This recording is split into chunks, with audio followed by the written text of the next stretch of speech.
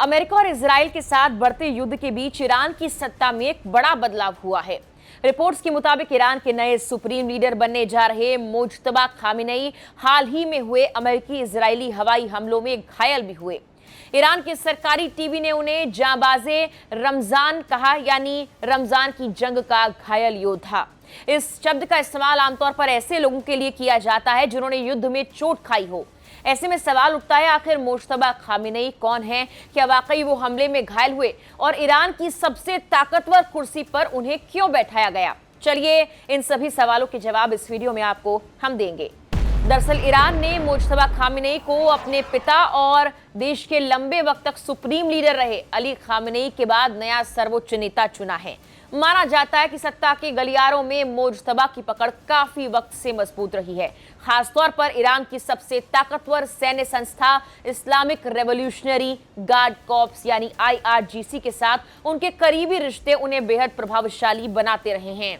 कई एक्सपर्ट्स ये मानते हैं कि उनके सुप्रीम लीडर बनने का मतलब कि ईरान की कट्टर धार्मिक व्यवस्था और सख्त नीतियां आगे भी चलती रहेंगी। इस फैसले को अमेरिका और पश्चिमी देशों के लिए एक मजबूत संदेश के तौर पर भी देखा जा रहा है, क्योंकि इस समय ईरान का अमेरिका और इजराइल के साथ तनाव बेहद ज्यादा है।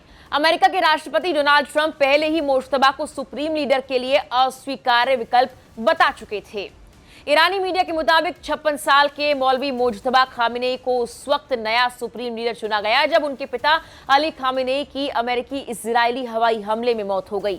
उनकी मौत के एक हफ्ते से ज्यादा वक्त बाद ये फैसला लिया गया। सुप्रीम लीडर का चुनाव करने वाली परिषद के सदस्य मोहसिन हैदरी ने एक वीडियो में बताया कि मुज्तबा को क्यों चुना गया। उनके मुताबिक अली खामेनेई का मानना था कि ईरान का शीर्ष नेता ऐसा होना चाहिए जिसे दुश्मन यानी अमेरिका और इजराइल पसंद ना करें बल्कि उससे नफरत करें। हैदरी ने यह भी कहा कि यहां तक कि महान शैतान यानी अमेरिका ने भी उसका नाम लिया है। दरअसल वो ट्रंप के उस बयान की ओर इशारा कर रहे थे जिसमें उन्होंने मुज्तबा को सुप्रीम लीडर के लिए स्वीकार ना करने योग्य बताया था। न्यूज एजेंसी रॉयटर्स के मुताबिक मुज्तबा खामेनेई ने अपने पिता के शासन के दौरान धीरे धीरे सत्ता के अंदर मजबूत पकड़ बना ली थी। वो सुरक्षा एजेंसियों और उनसे जुड़े बड़े आर्थिक नेटवर्क के करीब माने जाते थे।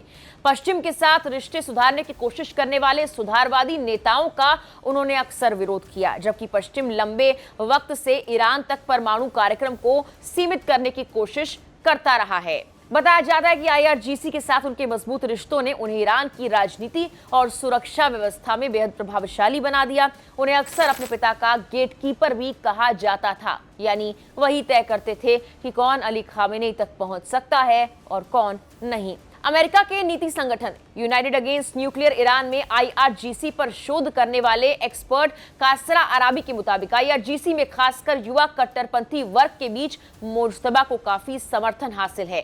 हालांकि उनके सामने चुनौतियां भी कम नहीं होंगी, क्योंकि ईरान में बड़ी संख्या में लोग अधिक आजादी और सामाजिक बदलाव की मांग करते रहे हैं। मुज्तबा खामेनेई का जन्म 1969 में ईरान के पवित्र शिया शहर मशहद में हुआ था। उनका बचपन ऐसे दौर में बीता जब उनके पिता शाह के खिलाफ चल रहे आंदोलन का हिस्सा थे। युवावस्था में उन्होंने ईरान इराक वॉर के दौरान भी भूमिका निभाई। धार्मिक शिक्षा के लिए उन्होंने ईरान के प्रमुख धार्मिक शहर कोम में मदरसों में पढ़ाई की। ये शहर शिया इस्लाम की शिक्षा का बड़ा केंद्र माना जाता है। पढ़ाई पूरी करने के बाद उन्हें हुज्जत अल इस्लाम की धार्मिक उपाधि भी मिली। दिलचस्प बात तो यह है कि मुज्तबा ने कभी भी सरकार में कोई औपचारिक पद नहीं संभाला। वो कभी कभार रैलियों में दिखाई देते रहे, लेकिन सार्वजनिक मंचों से बहुत कम बोलते हैं। इसके बावजूद पर्दे के पीछे उनकी भूमिका को काफी प्रभावशाली माना जाता रहा है। उनकी भूमिका को लेकर ईरान में लंबे वक्त से विवाद भी चल रहा है। आलोचक कहते हैं कि देश की सत्ता एक ही परिवार में जाती दिख रही है, जो वंशवादी राजनीति जैसा लगता है।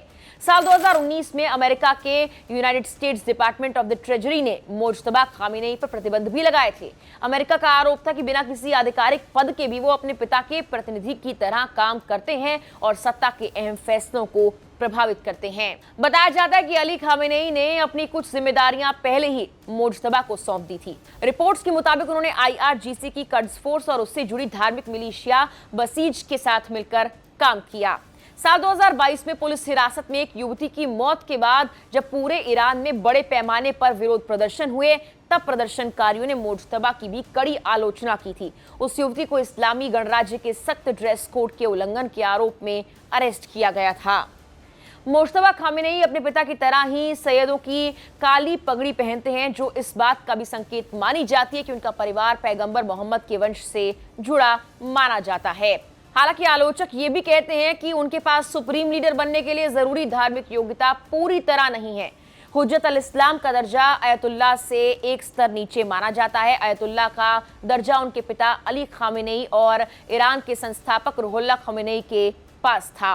इसके बावजूद मुश्तबा का नाम लंबे वक्त से सुप्रीम लीडर के संभावित उत्तराधिकारी के रूप में चर्चा में रहा है, खासकर तब से जब पूर्व राष्ट्रपति इब्राहिम रईसी, जिन्हें इस पद का बड़ा दावेदार माना जाता था, साल 2024 में हेलीकॉप्टर हादसे में मारे गए। साल 2007 में विकीलीक्स द्वारा जारी एक अमेरिकी राजनयिक संदेश में कहा गया था कि मुश्तबा खामेनेई को अली खामेनेई तक पहुंचने का एक अहम जरिया माना जाता था। यह भी माना जाता है कि कट्टरपंथी नेता महमूद अहमदीनेजाद के 2005 में अचानक राष्ट्रपति बनने के पीछे भी मुश्तबा की भूमिका रही। 2009 के विवादित चुनाव में उन्होंने अहमदीनेजाद का समर्थन किया। उस चुनाव के बाद देश भर में बड़े पैमाने पर विरोध प्रदर्शन हुए, जिन्हें बसीज और अन्य सुरक्षा बलों ने सख्ती से दबा दिया। उस वक्त चुनाव में उम्मीदवार रहे उदारवादी धर्मगुरु मेहदी करौबी ने अली खामेनेई को पत्र लिखकर अहमदीनेजाद को समर्थन देने में मुश्तबा की कथित भूमिका पर सवाल उठाए। हालांकि इन आरोपों को खारिज कर दिया गया था। अब वही मुश्तबा खामेनेई, जो लंबे वक्त तक पर्दे के पीछे रहकर सत्ता को प्रभावित करते रहे, सीधे ईरान की सबसे ताकतवर कुर्सी पर बैठने जा रहे हैं और इसके साथ ही मध्य पूर्व की राजनीति में एक नया अध्याय शुरू हो सकता है। हालांकि कुछ रिपोर्ट्स के मुताबिक हाल ही में इजरायली अमेरिकी हमलों में वो घायल हुए थे।